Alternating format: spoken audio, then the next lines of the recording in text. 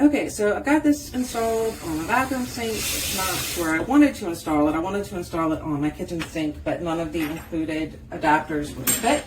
But I did get it to fit on my bathroom sink. Got it installed and switched over.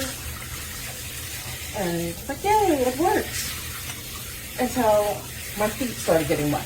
At that point, the hose was hanging down out of the sink, and at first I thought, okay, that maybe it was leaking from the connectors because I didn't have plumber's tape on it yet.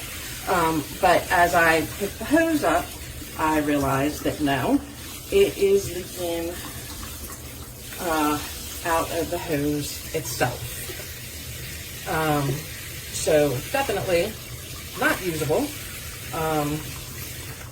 Unless you want to have a huge mess in your hands. There was at least one leak in the hose. I'm not sure if there's two, but one is enough. So unless you have, your own hose that will definitely work with this, I would skip this.